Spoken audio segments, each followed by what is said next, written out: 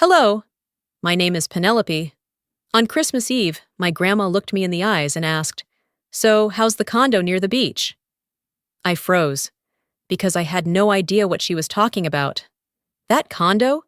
It was supposed to be mine, paid for by her, gifted to me, but I'd never seen it, never set foot inside. Instead, my parents put it in my sister's name, faked letters from me, even photoshopped me into family pictures to keep the lie alive.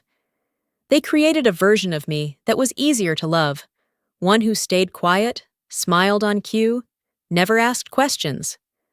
But what happens when the real daughter stops being quiet? And what if the truth doesn't just expose betrayal, but redefines who your family really is? After another long Thursday wrangling second graders and filing lesson plans, I sank into the couch with my phone and a leftover burrito.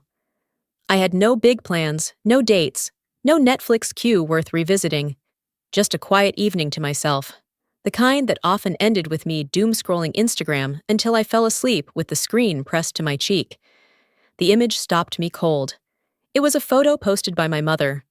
Her account, always polished, always performative.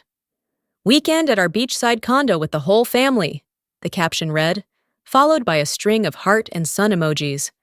There they were, my parents, my sister Seraphine, and even Uncle Hank, who never left Phoenix unless it involved free wine. Everyone smiling beneath a crisp blue sky. Standing on the balcony of the new condo I'd only heard about in passing, in a conversation months ago that died out before it started. And I'd been tagged. The problem was, I wasn't there. Not physically, not emotionally, and certainly not in real life. My stomach clenched, burrito forgotten. I clicked the image and zoomed in. And there, tucked on the left edge, was me. A stiff-looking figure, with my hair, my smile, but the shadows were all wrong. The lighting didn't match the rest of the photo. I'd seen this picture of myself before. It was from a school event last fall. They had pasted me into the family photo. It didn't feel like a mistake. It felt calculated. Scrolling down, the comments made it worse. "Penelope, you look great! Love the highlights. Glad you're finally enjoying that view you deserve." People genuinely thought I was there, that I belonged in that image, that I'd been included in that memory. I hadn't even been invited. Weeks earlier, I'd texted Mom asking about Thanksgiving plans. She replied vaguely, "Just keeping things low-key this year, sweetie. Nothing fancy." Apparently, low-key meant oceanfront, catered, and color-coordinated outfits. I sat in stunned silence, phone still in hand, heart thudding a little harder. It wasn't the first time I'd been left out, but this was the first time they rewrote reality to make it look like I was included. And the thing that hurt more than anything else? It wasn't done for me. It wasn't to protect my feelings. It was to protect their image. For appearances, for the likes, for the illusion of togetherness. I opened the image again and stared. My own smile, plucked from another life, stuck onto a day I never lived. I could practically hear Mom's voice, cheerful and brittle. "Well, we just wanted to make it look nice for Grandma." The fake me stood next to Seraphine, who looked like she hadn't aged a minute in 10 years. Not a hair out of place, not a doubt in her eyes. I opened Mom's profile and scrolled through the last 6 months. 4th of July, Labor Day weekend, a winery in Paso Robles, always family photos, always tagged, and I was always there. Except I wasn't. The next 20 minutes were a slow-burning autopsy. I zoomed in on more pictures, noticed how my face was never quite turned toward the camera, how my clothes never quite matched. It wasn't just one photo. They'd been doing this for a while. The final straw was the birthday party, Seraphine's 30th. Supposedly, I had given a toast. Penelope's words made me tear up. A cousin had commented. I hadn't even known there was a party. My fingers hovered over the screen. I thought about calling my mom, asking her straight out, "Why?" But what would she say? "Oh, honey, we didn't want you to feel left out. It just looked better with you in it." "You're part of the family, aren't you?" I didn't need to hear the lie to know it. I didn't call. I didn't text. Instead, I took a screenshot of the condo photo, saved it to my phone, named it The Family I Wasn't In, GAPG. Then I closed the app, set my phone face down, and turned off the TV. But I couldn't stop the flicker inside me. Quiet but growing. Not rage, not even sorrow. Just something raw. A line had been crossed. A reality rewritten. And for the first time in a long while, I felt the weight of being edited out, and the fire of wanting back in, on my terms. I didn't sleep that night. Not really. The condo photo haunted me, but it wasn't the picture that kept looping in my head. It was the feeling of being photoshopped into a life I was never part of, like someone stitching my name onto a jacket I didn't own. That next morning, as I stood in the kitchen waiting for the coffee pot to finish its sluggish drip, my phone buzzed. A text from my mother. "Dinner at our place Friday. Family only. Grandma might join." That was all it said. No punctuation. No "hope to see you." Just instructions. I stared at the screen, blinking. For months, there had been no invites. Not to birthdays, not to holidays, not even to a casual Sunday barbecue. And now, this. I typed out a response, deleted it, typed again. Finally, I settled on, "Thanks. See you then." I wasn't sure why I agreed to go. Maybe part of me hoped it was their clumsy way of making amends. Maybe I was just tired of wondering what was happening behind my back. Friday came fast. By 6 p.m., I was standing in front of the condo, gripping a bottle of red wine that had been sitting on my counter for too long. My heart thumped in that familiar, jittery rhythm, the one that kicked in just before a parent-teacher conference or a root canal. Inside, everything was too polished. The table set with matching cloth napkins, the fake laugh of Seraphine drifting from the kitchen, and a professional photographer quietly adjusting lighting near the fireplace. "Penelope," my mom said with forced brightness. "There you are." "There I am," I echoed, stepping in. She kissed my cheek like I hadn't been ghosted for half a year. Seraphine glided over next. "You look rested," she said. Rested. Not good. Rested. Like I'd been away somewhere no one cared to ask about. Dad appeared behind her, with a glass of white wine, and offered it wordlessly. I took it, mostly because I needed something to hold. Everyone was dressed in neutrals, creams and blues, coordinated like a J. Crew catalog. I stood out in my black sweater, like a coffee stain on linen. The dinner moved quickly. Too quickly. Like they were all checking off a box. Once we'd cleared our plates and the dessert plates had been passed around, Dad stood up, tapped his fork gently against a glass. "If I could have everyone's attention," he began. I froze. I hadn't been warned about a speech. I glanced at my mom. She smiled like it was all perfectly natural. Dad pulled a folded piece of paper from his pocket. The way he smoothed it out, careful, rehearsed, made my stomach turn. He started reading. "Dear Grandma," he said, "thank you so much for the generous gift. Your support means the world to me. The condo is beautiful, and every morning I wake up feeling lucky to be near the ocean." My ears started ringing. It was my name at the bottom, Penelope, but I hadn't written a word. The phrasing was clumsy, too formal, too neat. The kind of language my mom used in Christmas cards she made me sign as a kid. I scanned the faces around the table. No one seemed surprised, except Grandma. She smiled, teary-eyed. "You always did have a beautiful way with words," she said. I wanted to disappear. One of my cousins leaned over. "That was really sweet, Penelope," I swallowed. My throat burned. "Yeah," I said. "Thanks." Thanks for faking my voice. Thanks for signing my name without asking. Thanks for lying. The applause ended quickly, replaced by quiet murmurs and clinking forks. Conversation resumed, shallow and effortless. I sat through another 10 minutes, nodding at questions, answering with half smiles, feeling like an actor in a play I hadn't auditioned for. When the timing felt right, I stood and excused myself. "I just need some air," I said. I stepped out onto the balcony, gripping the wine glass tightly. The sky was a shade of navy, the waves below barely visible. Behind me, the warm glow of the living room flickered with laughter, clinking glasses, and one giant collective lie. I pulled my phone from my coat pocket, opened the photo again, the one from last week, the tagged image, the fake me. I tapped the screen, zoomed in on the pixelated edge of my face. Then I switched to the letter Dad had read earlier, now forwarded to me via a group family text titled Heartfelt Moments. There was no way my parents thought I'd be okay with this. They just thought I wouldn't do anything about it. But as I stared out at the sea and heard the muffled toast from behind the glass, I realized something had shifted. I was no longer afraid of being the difficult one. I held my breath, forcing a smile as I turned to Aunt Charlene. She had asked the question innocently, of course, clutching her wine glass like it was her last source of comfort.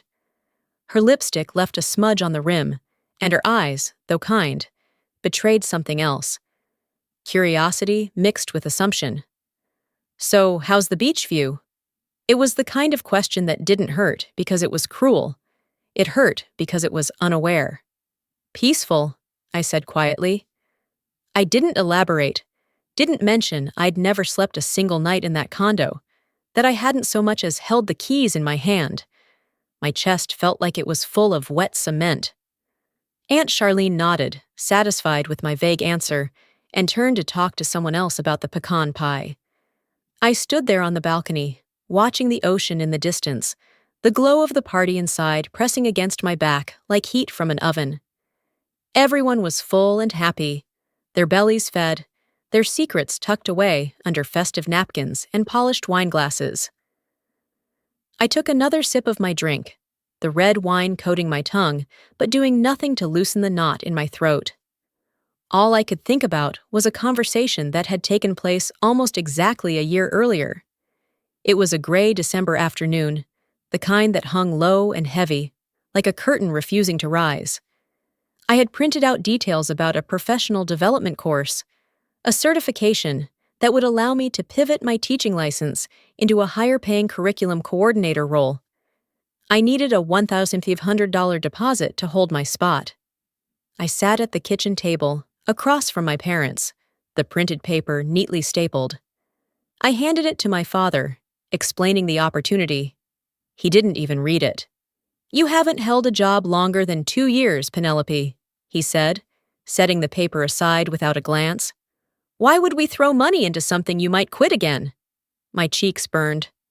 I waited for my mother to interject, to soften the blow. But she just sipped her tea and kept her eyes on the mug. "I wouldn't ask if I didn't need the help," I murmured. "You're almost 30, Dad replied. "It's time to make your own way." "I am making my own way," I said, my voice cracking, but not loud enough for either of them to pause. They didn't yell, they didn't insult me, but somehow that quiet dismissal cut deeper than any screaming match I'd ever seen on TV.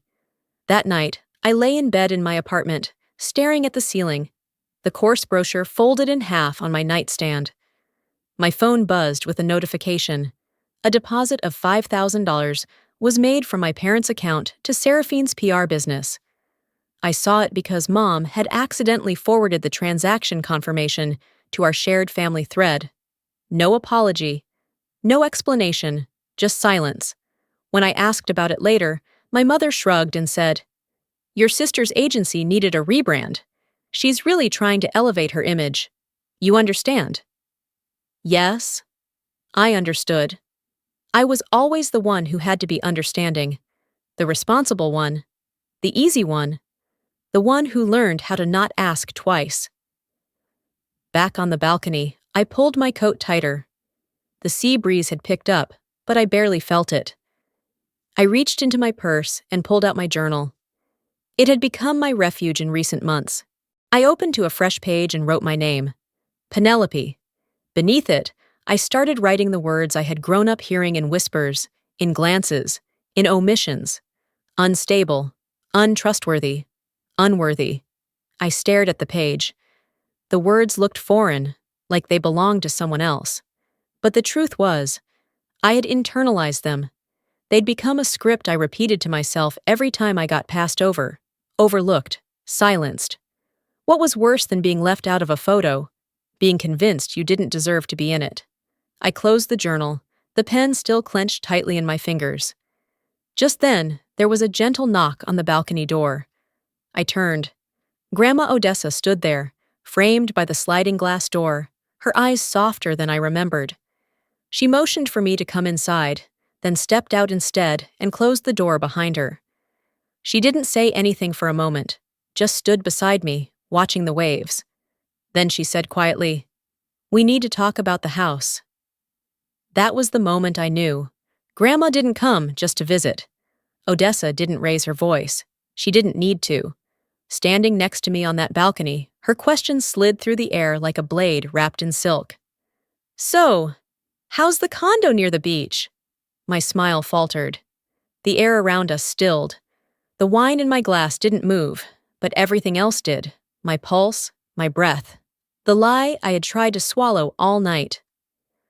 "What condo?" I said. I didn't whisper. I didn't look away. I just asked it, because it was the only honest thing I had left to offer. Her eyes changed. I saw it in the space between seconds, shock giving way to quiet fury. Her mouth pressed into a line, and she nodded once, slowly, like something she'd feared just got confirmed. Then she turned and walked back inside without another word. I followed. The warmth of the party wrapped around me again, music playing softly, silverware tapping china, laughter drifting across the room like perfume. No one noticed the storm that was about to hit. Odessa didn't wait for a dramatic pause. She cleared her throat once, sharply, and the room turned toward her, as if pulled by a magnet. "Penelope," she said, "just told me she doesn't know anything about the condo." Instant silence. My mother's fork clinked against her plate. Her fingers fumbled for her napkin. Seraphine sipped her champagne without blinking. My father, Calder, stared at the floor like it had betrayed him. Odessa's voice stayed level, but the steel in it rang louder than any scream. "I gave you $470,000 last year," she said, now addressing my parents directly, "to buy a place for my granddaughter, for Penelope." Isolde opened her mouth, then shut it again. Seraphine set her glass down with theatrical care, like nothing happening had anything to do with her. "I asked you," Odessa continued, her tone rising slightly, "to make sure she had a safe, beautiful place to live. That was the only instruction, not to rent it out, not to decorate it for Instagram, not to put it in someone else's name." She paused. The room didn't breathe. "So where is her name on the deed?" I watched my mother try to gather herself. Her hands tightened in her lap, knuckles white. "Mom," she said slowly, her voice too smooth, too rehearsed. "This is a misunderstanding. We were going to surprise her with the keys." "Don't," Odessa snapped. "Don't insult me." Calder finally looked up. "We thought it would be best handled as a family asset, for everyone's benefit." "For everyone's benefit," Odessa repeated, the words dry as bone. "But not the one person the gift was meant for." My skin prickled. I could feel the heat rising from my chest to my ears. "You showed me photos," Odessa went on, turning to Seraphine now. "You sent me updates, told me Penelope was living there, that she loved the view, that she was finally happy." Nobody answered. "I believed you," she said, "because I trusted you." The silence thickened. Finally, I spoke. My voice was low, but it cut through the room like glass. "Tell her," I said, looking directly at my mother. "Tell her whose name is on the deed." My mother looked at me, then away. Her lips pressed into that same pinched line I'd seen since I was a kid. When she disapproved, when she decided something was beneath comment. But this time, her silence wasn't power. It was guilt. Odessa's eyes narrowed. "Is it in Penelope's name?" The answer didn't come. Not from my mother, not from my father. Seraphine tilted her head, her smile returning like a mask slipping into place. "Honestly," she said, This is all getting blown out of proportion. The condo is being enjoyed. Isn't that what matters?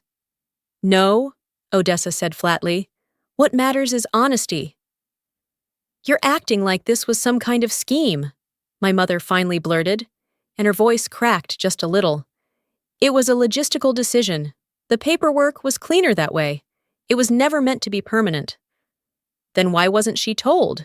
Odessa asked. No answer. She found out she doesn't own it. At a party, from a photo. After months of being edited into pictures she didn't take. Thanked for letters she never wrote. You let everyone think she was living a life she didn't even know existed. I felt my hands shaking. Not with fear, not anymore. But with something deeper. Rage layered under years of quiet compliance. My voice came out steadier than I expected. You didn't just lie to Grandma, I said. You lied to everyone. You built a version of me that was easier to accept. One who smiled on cue, who didn't ask questions, who said thank you for things she never got. Calder sighed, rubbing his temple. Can we please not make a scene? There already is a scene, I said. You just got caught in it. Odessa turned toward me and put a hand on my arm. You don't have to fight this alone, she said quietly. I nodded once. Then I looked at my mother again. Fix this, I said. Because next time someone asks who owns that condo, I won't be the one pretending. She didn't say a word. Not right away. Just stood there, shoulders tight, eyes low, jaw clenched, like she'd just bitten into something rotten and didn't want to show it. I watched my mother, the woman who could fill a room with her voice when it suited her, stare at her plate like it held the answers. But there were none. Not anymore. Odessa stepped in, her tone sharp but calm, like a judge who'd already made up her mind. I'd like to see the deed, now. Calder cleared his throat, fumbling for grace that wasn't there.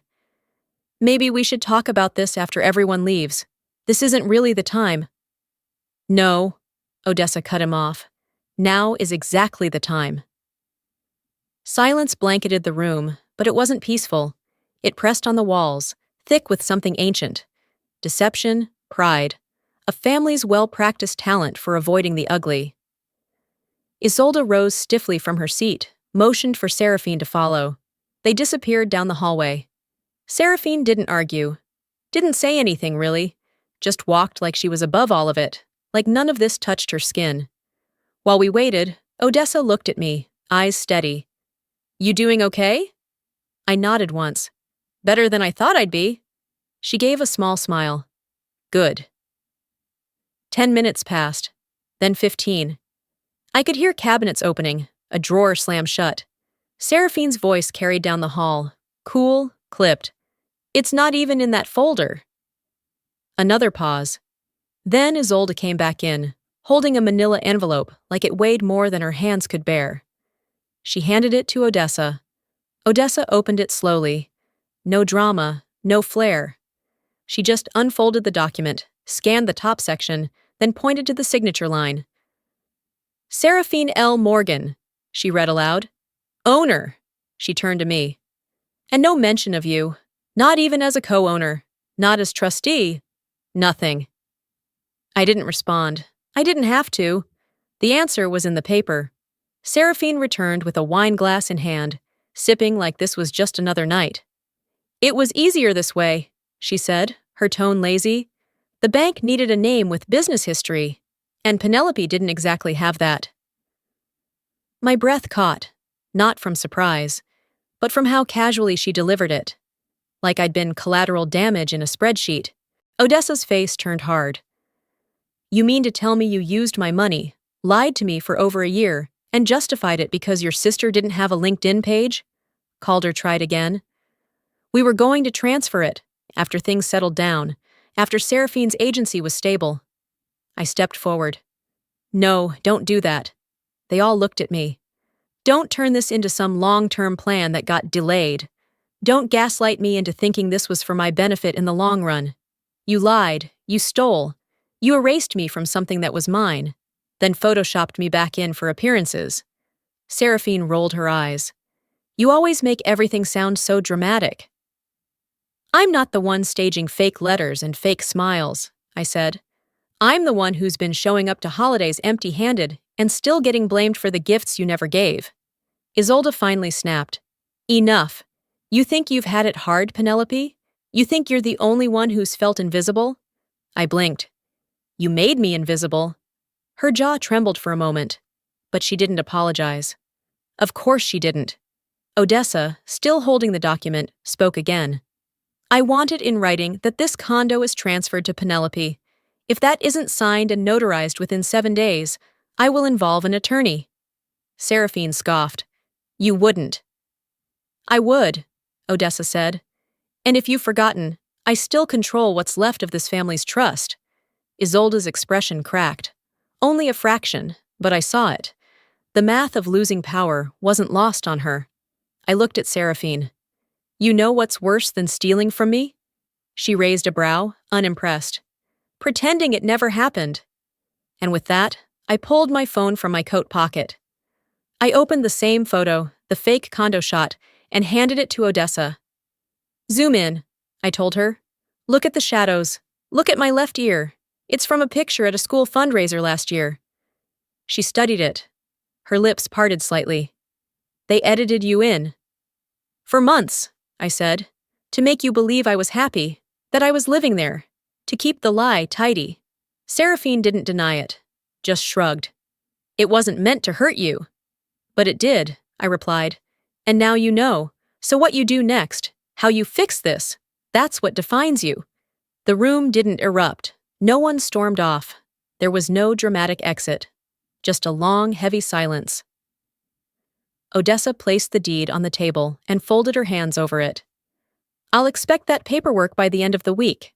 And then she turned to me and said the one thing I hadn't heard in far too long. I'm proud of you. I walked back into the living room with my shoulders square and my chin slightly lifted. Odessa followed close behind, silent but unwavering. The air inside hadn't shifted. People still picked at dessert. Laughter still floated lightly from corners. But something in me had. I'd spent years trying to blend in, to avoid stirring anything, to be the easier daughter. But this was different now. Odessa's voice cut through the hum like scissors. Bring the paperwork, she said, calm but final. Now. Seraphine didn't flinch. She stood, collected her phone and wine glass like she was going to a spa, and walked off toward the back office. Calder stayed seated, rubbing the bridge of his nose. My mother shifted in her seat, then rose stiffly to follow Seraphine. Odessa and I waited near the dining table. I rested one hand against the back of a chair, trying to steady myself. Every muscle in my body felt like it was ready to bolt, but I didn't move. After a few minutes, they returned. Seraphine held a red leather folder, like it was a menu at a restaurant she didn't want to eat at. She placed it in front of Odessa. Inside was the deed. Odessa opened it, scanned the top section, and stopped halfway down the page. Then she turned it toward me. Seraphine L. Morgan. Calder A. Morgan. Isolde T. Morgan. My name was nowhere. I stared at the document. It might as well have been a gravestone. Not because I needed the condo, but because I was never meant to be in the picture. Not really. Odessa looked up. So that's it? You signed as co-trustees. You registered it under Seraphine's name, without even including Penelope? Calder opened his mouth. We were thinking long-term. Penelope hasn't always had the most stable. Say it, I interrupted. My voice didn't shake. Say what you've always wanted to say. You think I don't follow through. That I don't earn anything, that I'd waste what was given. My mother's voice cut in, brisk. You don't understand how these decisions work. It's more complicated than— No, Mom, I said. It's not complicated. You just didn't trust me. Seraphine rolled her eyes. This again? Everything's a conspiracy now? Odessa didn't blink. You forged her presence, in photos, in letters, and now in legal property. Isolde laughed, low and tight. We didn't forge anything. We just managed things the best way we could. I turned toward her. You managed to build a fake version of me that was easier to look at. She took a step back. Odessa folded the deed and handed it back to Seraphine. Fix it. You have 48 hours. Otherwise, I'll have my attorney reach out. Calder stood. That's unnecessary. No, I said. What's unnecessary is stealing and calling it strategy. My mother's tone turned ice cold. Penelope, we are still your family. I let out a slow breath. You stopped being family when you decided I was a liability. Seraphine scoffed and walked to the kitchen. I heard the clink of glass as she poured another drink. Odessa turned toward me. You're not walking out of here alone, you know that. I nodded. I do. Seraphine returned, wineglass in hand. She stared at me like I was a child interrupting adult conversation. You really want this dragged out? Legal notices, public mess. You've always hated attention. True, I said, but I hate being erased more. For a second, something flickered in her expression. A crack, almost too small to catch. Calder sighed deeply. I didn't think it would go this far. Neither did I said. But here we are. Odessa moved to stand beside me. No words, just presence. I'll give you till Monday, she said to Seraphine. Make it right. We turned to leave. I grabbed my coat, slung it over my shoulders, and followed Odessa toward the door. Before I reached it, I heard my mother's voice behind me, hushed but cutting. Do not let her win, she whispered to Seraphine. I didn't turn back. But inside, something solidified. They weren't just defending what they did. They were preparing for war. I left their house without saying goodbye. Odessa didn't need to tell me to hold my ground. Her presence beside me that night had already done more than words ever could. I didn't cry. I didn't collapse. I didn't scream. But the next morning, they did. The war started quietly, on Facebook. I was sitting at my small kitchen table, nursing a lukewarm cup of coffee, when the notification lit up my screen. Mom had posted a photo, one from months ago. All of them smiling in front of the condo I was never invited to see. The caption read, "Some people will always feel like outsiders no matter what you give them." No tags. No names. But the message was louder than any megaphone. Within minutes, comments rolled in. Relatives, church friends, old neighbors. Wow, people can be so ungrateful these days. You've always gone above and beyond, Isolde. Family is hard, but you've handled everything with grace. Each sentence felt like a slap to the face. I stared at the screen, not blinking, the coffee cooling in my hand, and called Odessa. She picked up on the second ring. Did you see what they posted? I asked, trying to keep my voice steady. There was a pause.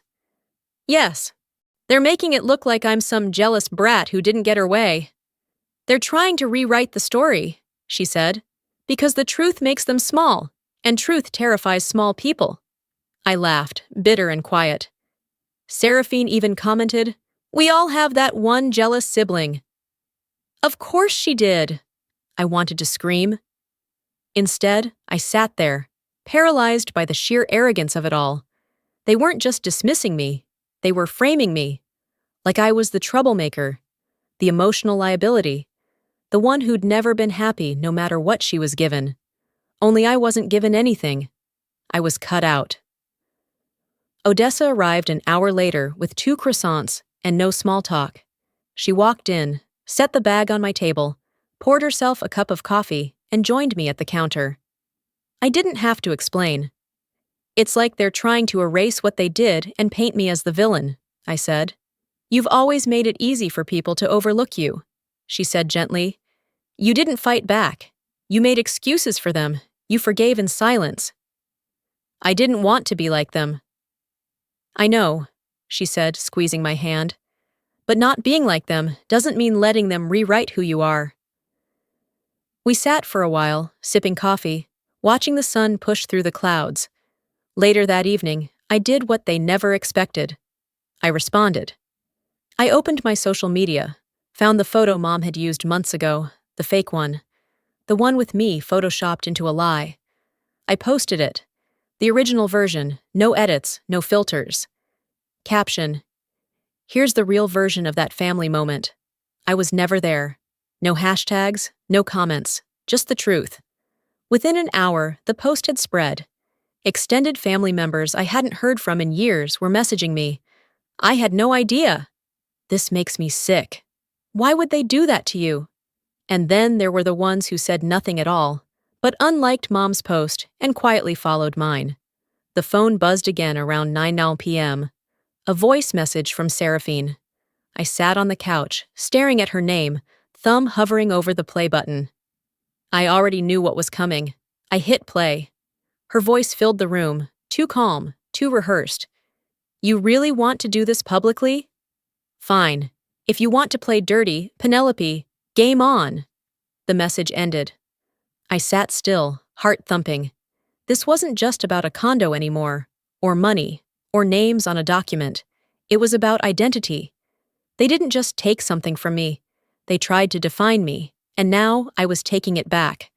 The morning after Seraphine's voice message, I found myself standing in front of Odessa's house with a knot in my stomach and no clear plan in my head. The war had already begun, but I wasn't there to fight. Not in the way they expected. She opened the door like she'd been waiting on me. No small talk, just a gesture to come inside, and a fresh pot of coffee already brewing. I found something, she said, leading me down the hallway to her home office. She didn't rush. She didn't look at me for permission. She moved with the certainty of someone who had made peace with truth long before anyone else admitted it existed. Odessa opened a drawer I'd never seen unlocked before. From inside, she pulled out a thick envelope and laid it flat on the desk. I sat across from her, the chair creaking under the weight of more than just a body. It carried years of being silenced, overlooked, neatly cropped out of every family decision. She opened the envelope, revealing a copy of the original deed draft. My name, clear as day, typed, time-stamped, digitally signed. Joaquin emailed me this last year after we finalized the funding, she said. It was always meant for you. You were the only name on that paperwork. I blinked, letting the confirmation sink into my skin. The person who changed it? She added, flipping to the amended version. Isolda. Proxy authorization. She claimed she was acting on your behalf, claimed you gave consent. I sat back. There was no anger in me, just this slow, spreading understanding that I had been erased with the stroke of a pen. Odessa leaned forward. She never expected you'd question it, because you never have. Before I could answer, she stood. Joaquin's on his way. Within 15 minutes, her longtime lawyer stepped into the office, documents in hand. He looked at me with the weary kindness of someone who's watched too many families turn business into betrayal.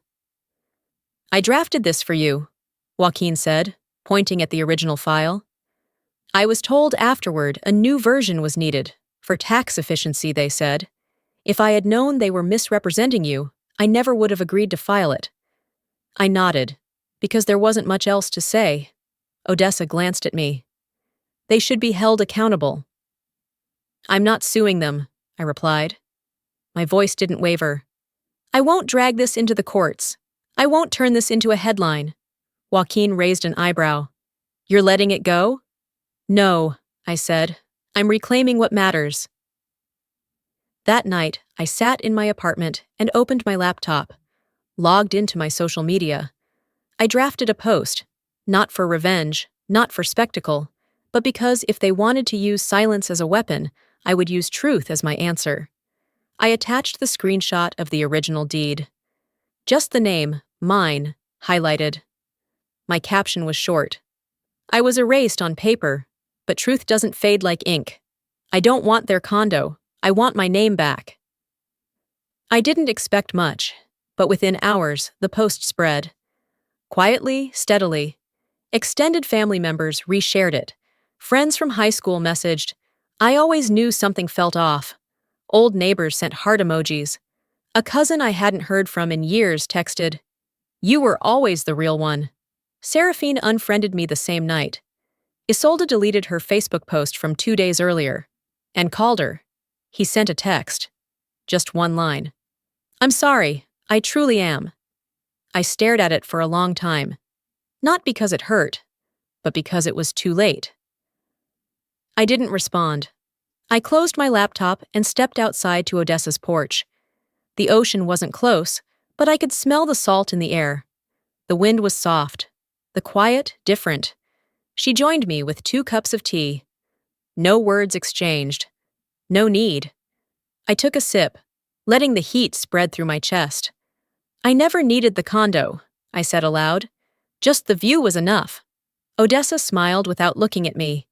The truth was, this house, this moment, this peace, it was mine now. Not in documents or deeds, but in every step I'd taken toward it. The sun hadn't quite risen when I parked near the edge of the shore. Fog hung low over the sand, not heavy, just enough to soften the world and hush the noise still echoing in my bones.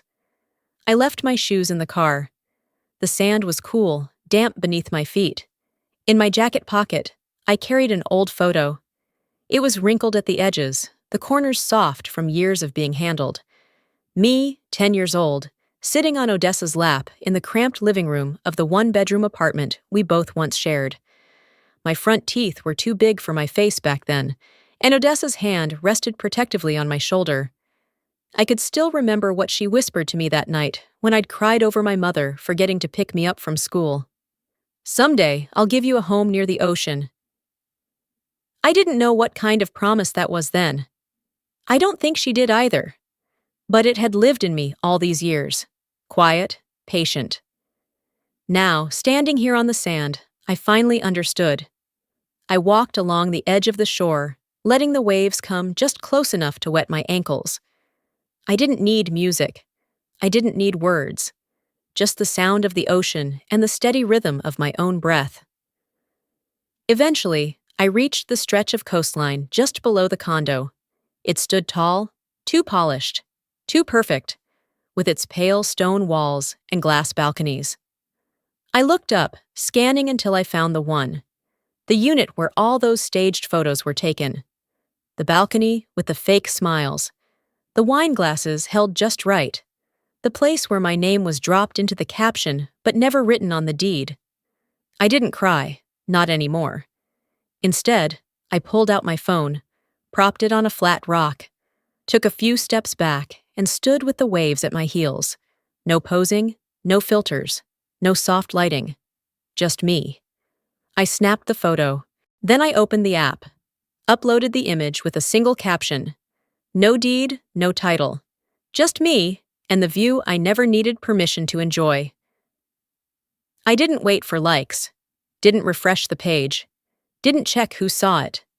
I put the phone back in my pocket and stood there for a long time, letting the air move through me. The truth was, I hadn't won anything. Not legally. Not in the way some might expect. But I had reclaimed something else. The right to tell my own story. The right to stop apologizing for not being easy to manipulate, and that mattered more than property ever could. I didn't hear from Seraphine. Not even a passive-aggressive text. Isolde stayed silent too, but Calder. He sent one final message. Just 5 words. I wish I had done more. I stared at the screen for a long time before typing back. It's okay, but I see myself now, and that's enough. I hit send, and that was that. Odessa and I met for breakfast 2 mornings later. No talk about what happened, no digging into the past. She passed me the sugar for my coffee. I buttered my toast. We talked about her stubborn rosebush and whether or not she should finally give up on it. And in that ordinary silence, I felt something settle. Healing isn't justice. It doesn't put names back on deeds. It doesn't replace the years you lost being someone else's afterthought. But it gives you back your voice, your name, your place. And sometimes, that's more than enough. Sometimes the deepest betrayal doesn't come from strangers. It comes from the people who raised us, the ones we're taught to trust without question. This story wasn't just about a stolen condo. It was about reclaiming identity, setting boundaries, and learning that silence can be a form of consent. What would you do if your family rewrote your story without you? Would you stay silent or speak up? If this story moved you, don't forget to like, comment, and subscribe. More real family stories are coming because some truths deserve to be heard.